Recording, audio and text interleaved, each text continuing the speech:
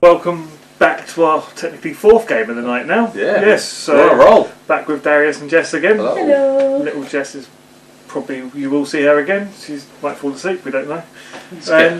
We are playing Treasure Island. I've not even played this game. Do you know anything about it? I don't know. I've got Nothing. I have pens in front of me and that's all I know. I'm complete novice. So, are you good at art? No.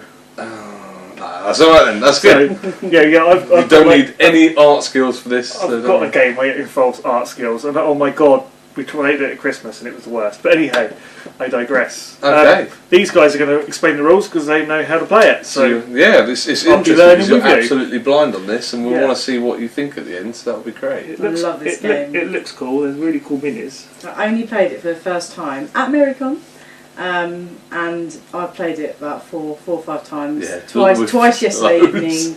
No, this is one of those It's worth games it. where the replayability is just great because no two games will ever be the same because the treasure's going to be somewhere different every time. It's a slow build, but you really get into this. You get really in depth, and yeah, it's good fun. So we're hoping that we're going to impress you with it. So.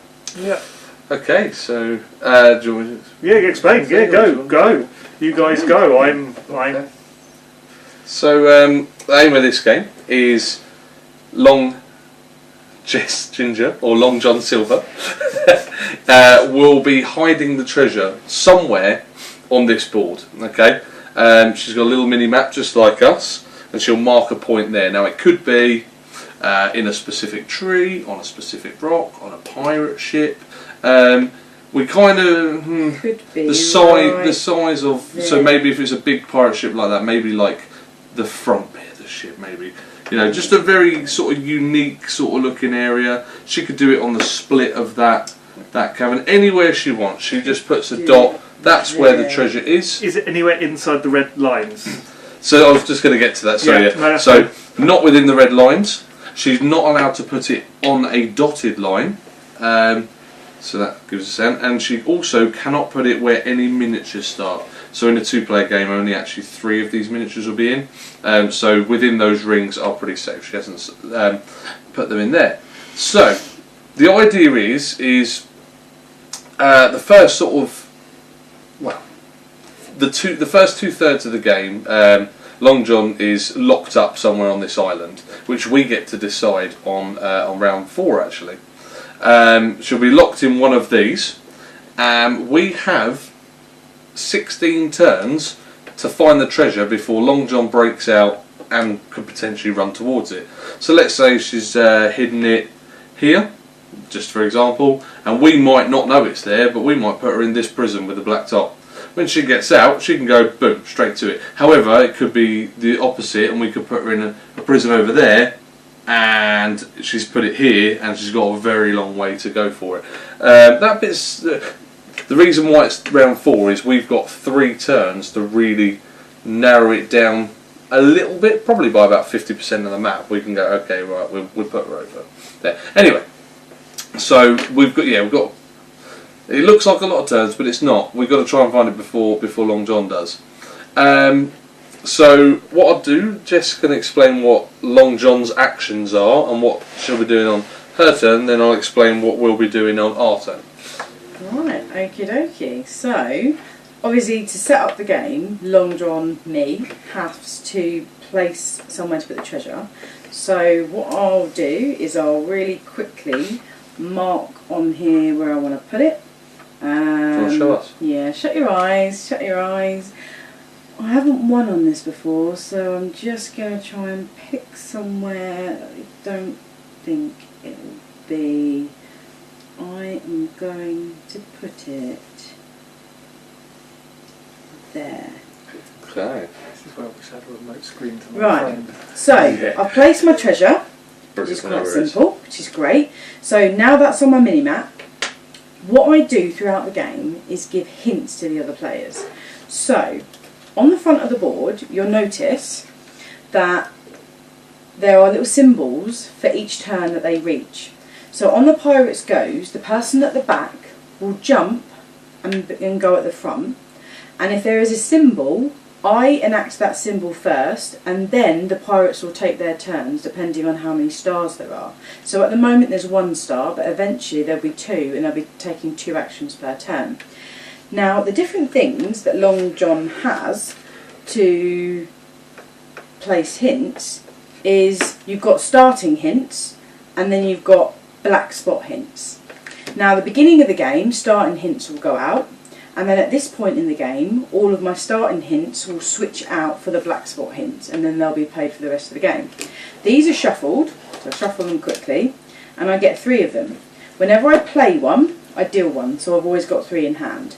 So blue would technically be going first, and I would look at the 3 starting hints that I've got, and I'll choose one to play.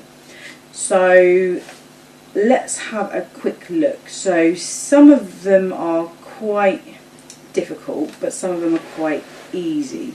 So this decoy here, secretly locate the miniature closest to the treasure. I name that miniature on one other of my choice, but they don't know which is which. Now, when I place this hint, the first one that's placed must always be the truth.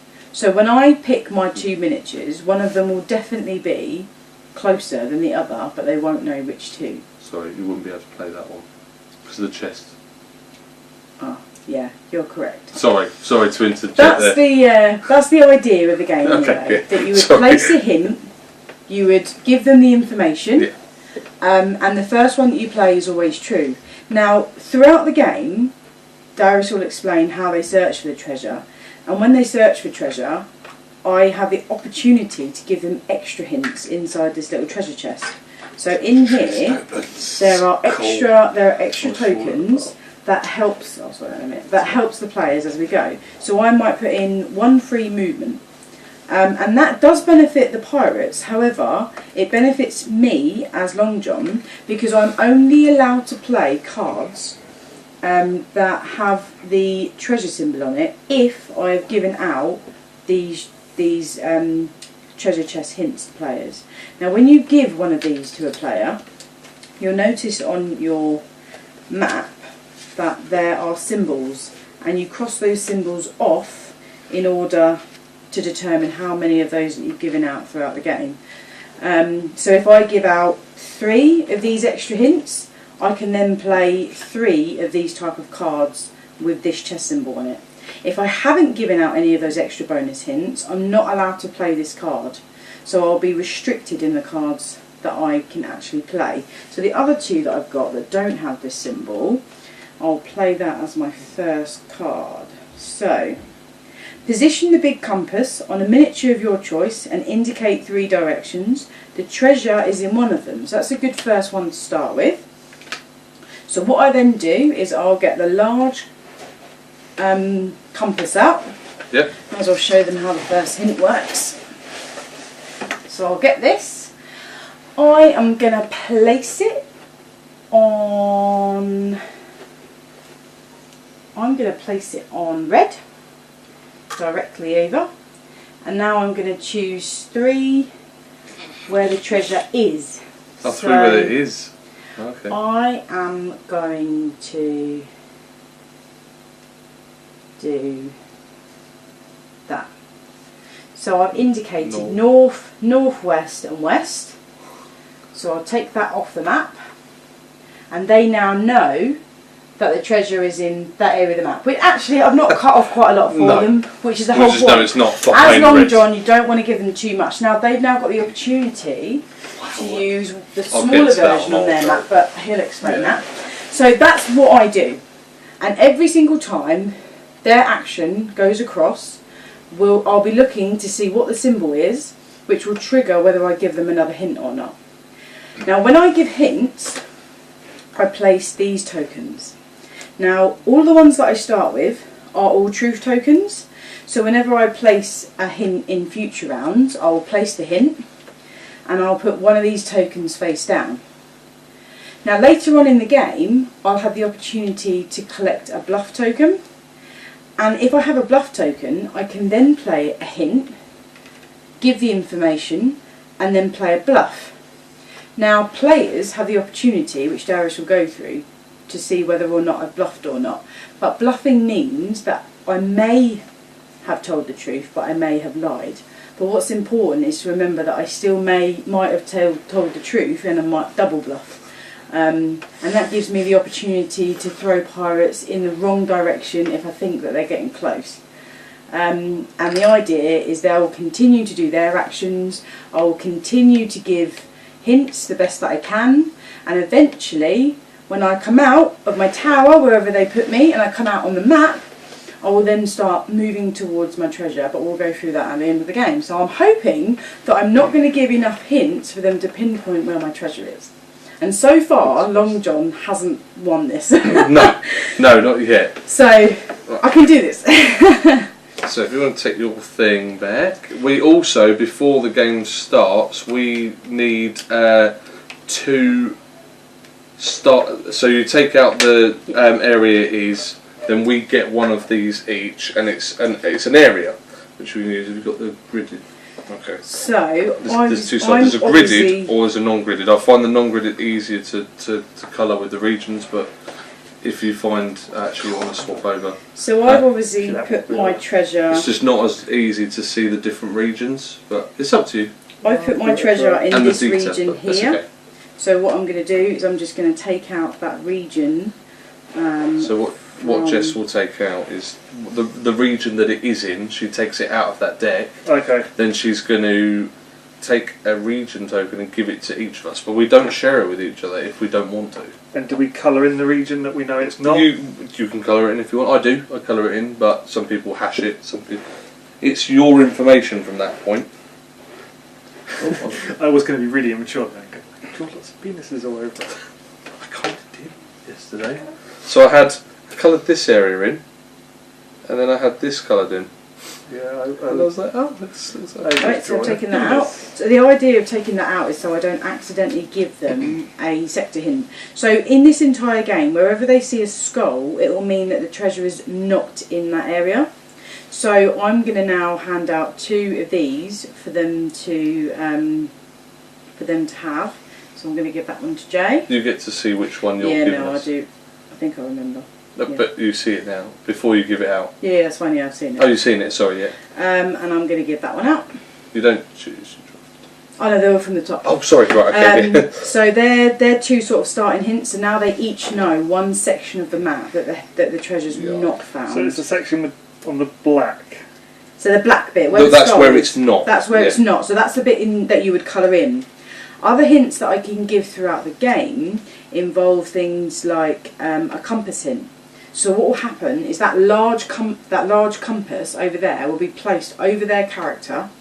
I would then choose one of these to give them, and they can then mark off on their boards the directions that the treasure's not hidden, and that allows them to start narrowing it down. And amongst the compass hints and the hints that I play, and the sector hints they've got, they're going to start slowly colouring in the board to try and work out where the treasure is. So I'm pretty sure I have to take out. I have to take out compass hints depending on how many players there are. How many player games? You get is 3 this? plus, so you get 5. Yeah, so I'll get 5. How many players? This does 5. 3, 4, Minimum? 5. What's the minimum? Minimum 2. So have you played it too? one versus the Long John. Have you played it 2 yet? Not yet, but I think I would enjoy that quite a bit. Yeah, 1v1. If it's 2 players, one takes Long John, the other one takes 3 miniatures. They have one ability. If you've got 3 players like we do, one Long John, we have 2 miniatures each. I was going to say, but we use the special ability which covers both of them. So on our turn, we can. So I'll get to that in a minute. Yeah, cool. But so technically, I have green, but I'm also controlling orange, and green's ability will count for orange as well in this particular game because we just choose 2 minis. But we only have one action to start with, so either. So once Jess has done what she's doing, am I all right? You're good. Okay, so shall I use this now? Yes. Is it running? Yes, it should be. This one isn't as good as my other one. There you go. Yeah. Okay, so Yeah, cut that bit out maybe. So what we will have is, as you can see, we've got this starting map, which you will be able to see by now. Behind our board, we've got, because it's this many players, we've got 2 colour pens because we've got 2 minis that we'll be moving. This sheet is actually viewable by Long John, so you can see what actions we have done. And we've got obviously our little map, which is where we can do our little decoding and try and whittle it down to areas. So on our go, after Long John has done the note, we then go by the star. So it'll be blue first, which will be yourself, and you get any actions equal to the stars, which is 1. So the actions you can do, there's 3 main actions which are the same for every character you play. The top one is move up to 6 miles. So I would get my the ruler. Now for you, blue, you're also controlling red as well. If you are moving red, use the red pen, blue for the blue pen. That is quite specific because due to some of our hints. So if you wanted to move 6, just take the mini off. See where the X is. I've got just borrow the blue pen. That'd be great. Hopefully you can see this on there. You would move. Now you only move in a straight line. You can't split. You can't do 3 then change direction. It's in a straight line. You cannot go through red. You can't go off obviously the edge of the board either. So you go from there to the 6. Pick that out rather than wipe it because it might wipe it off. Just do a little cross. That's now where you are. You've done your move. Okay, so that's a lot. That's a large move. Now you could just move the 3 instead and do this small search. So this one is move 3 miles, but then you get to do a small search as well. So let's say that's 3. You can then place that cross anywhere in the inner circle. Let's draw in the circle. So pull it off and say to Long John, is it in that silver? Sorry, in that circle. Sorry. If it were in that hut, well, she would give us a treasure and say, yep, it's in there. If I had, let's say if I'd just done this and it was in that hut, and I think because of the decking, I think we'll say it's in the hut rather than on the decking if this was the example. Even if it touches a bit of the area it's in, or if it was on that island or that hut, then it would still count as yes, you found it. However, Jess might give us a completely empty chest and we get nothing, and we know nothing except it's not in there, or she might give us one of those chest token hints which let her play better cards. Okay, so that's a small search, and you can do that with the small moves. So you've got a large move, small move and a small search, or as an action you can just do from the get-go if you wanted. I mean, I'll probably move first, but you could just go and do a large search from your cross. So you could do that if you wanted. Again, it's anywhere, so you could round that and say, is it in there? Now you know it's not in your original circle because she's not allowed to place it there, but it's quite possible to just put it in that hut right next to it because she might throw herself, or who knows. So that's a large search. My particular special ability, you'll see here, do a large search. My special ability is I actually use the outside of the ring rather than the inside, so I get slightly more range. That's an ongoing. So special abilities, that's my particular special ability, is I can just, every large search I do is the outside of the board. Another action, now these are actions that you would cross off. This is what Long John gets to see. I can do a compass hint only once per game, so I would do this. I would cross off the compass when I've done my compass hint, and that's when Jess will choose one of those drawn compass hints that she got at the beginning of the game. She'll put it round, and because we control 2 minis, we say which mini we want it from. So you go, yeah, actually I don't want it from my blue mini, I would like it from my red mini. So she would do, and a bit like what she's just done there. But the compass will tell us 2 areas that it's not. So she might put it on and it might say, in fact, what's that? I'm showing an example. Oh, sorry, yeah, an example. So, sorry, I thought you were giving this one. Yeah, so this one says, it's not north and it's not southwest. So you would draw the lines, and you can use your little one on your map. It scales, so you put that on there, and you know that from your location it's not in that bracket and it's not in that bracket for the southwest. So it does take up quite a bit of area, depends where you are. But if it were Jess's turn right now, we said give us a compass hint from red, given the clue she's just given us, she'll probably find one that's got south and east on it, because we know it's not south and east anyway. Yeah. So it's probably not a good choice. Oh, you've just. I rushed a bit placing my choice. Right, that's. So that's asking for a compass hint. The next one down is a full gallop. So once per game, again, you can cross that little box. Again, that's what this is here. Yeah, you can cross the horse, and that is you can move anywhere, but you don't draw the line. So if I desperately needed to get to the other side, I go boom, and I move there. You put a cross where you move to, but it's just you can move anywhere on the board. So it could be because you're colouring off one side, and it'll take ages to get to where you think it is. Yeah. Save you up if you want. And then twice per game, we can verify. So those face down tokens that she puts, we can look at it. It's up to us if we share it with each other. The only thing we can't share, actually, I'll have to check the rule book. The original rule book says you can't share compass hints, but I think I saw that you can now. But I'll check that anyway. Because there was something about information where you can share any information with each other. The only problem is if I go, hey Jay, it's not here and it's not in this area, and I could actually be crossing off twice as much of your board as I'm crossing off on mine, because it is still only one of us will win. So that's a little bit what we're doing. Your special ability, you've got a cool one, which is it's once per. So you get to actually ask twice per game for 2 compass hints. So that's one of your abilities. You only get once. Everybody else will get once. And you can send your monkey and do a small search anywhere you want. So normally you'd have to do it from blue, but you can go, oh, do you know what? I'm going to send my monkey and just do it there. Just go on small search and that shit. Once per game, but once you've narrowed down the board, you can. It's a good final towards the end action to go.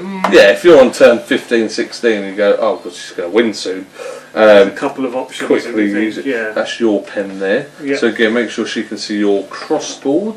Hopefully, Jess can see mine there.